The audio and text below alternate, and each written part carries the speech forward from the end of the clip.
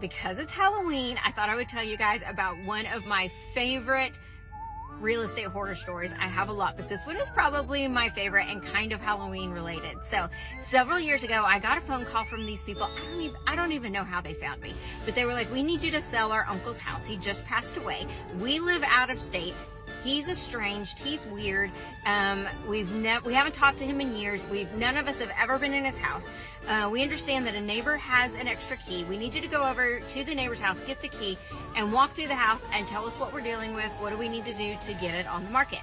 Cool. So I go over there, ring the doorbell of the little old lady that lives next door.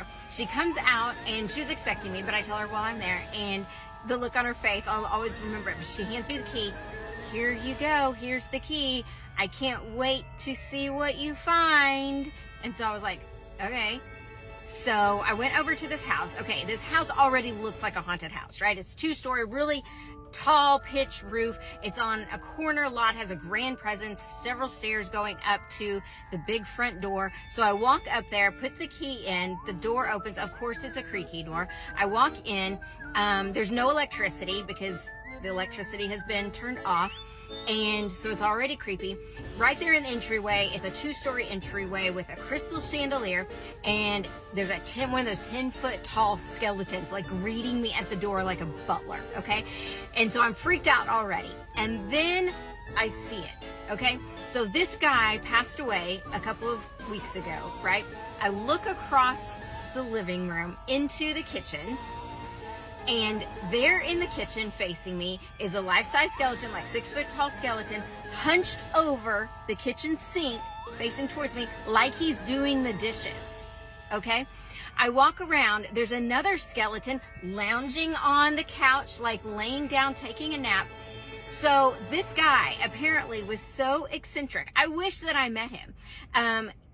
I guess he had cancer. He'd been sick for a long time, knew he was going to die, and wanted to play a trick on his family or whoever came over to see the house after he died. He put skeletons all over this house, like doing regular house stuff and everything for somebody to find. And so, yeah, so the house was full of his stuff. There's crystal chandeliers, there was formal dining room set, all kinds of stuff. Back into the kitchen and the breakfast room. Okay, so imagine here with me. There's a round kitchen table. This guy lived there alone again. Round kitchen table. The breakfast room exterior wall has been removed, so it's completely open to the 5-car garage, okay, where he collected expensive and vintage vehicles. Okay, so he had this Lamborghini parked in his garage with the wall opened up so he could sit there at the kitchen table eating his Wheaties and literally reach over and pet his Lamborghini, having breakfast with his Lamborghini. We had to put the wall up, obviously, to sell the home because of like car fumes and everything. That doesn't really seem safe to me.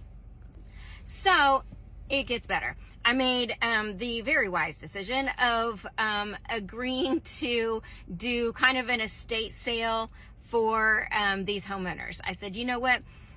This house is full of stuff that we need to get rid of. I think it would be a great idea to have an open house, big open house, / estate sale. Sell everything in the house, sell the house. Let's do it big, a big event, big shebang. Halloween is coming up. He has a lot of Halloween decorations that we need to sell anyway. So let's have this big open house on Halloween.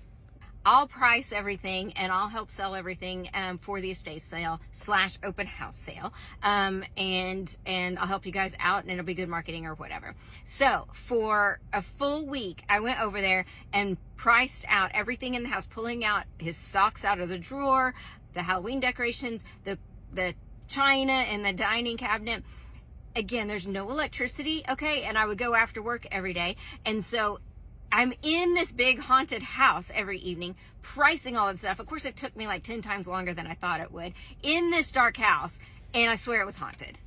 So I would hear noises all the time. I swear it was like super windy, and the windows were whistling all the time.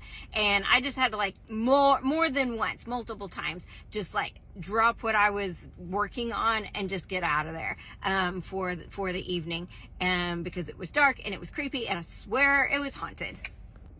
So for the estate sale, Craig helped me to sell all of the cars. One of the cars, I can't even remember, a Corvette or something like that, but apparently it had belonged to Dennis Rodman, and had a painted face on it of Dennis Rodman, and it had been in some movie before.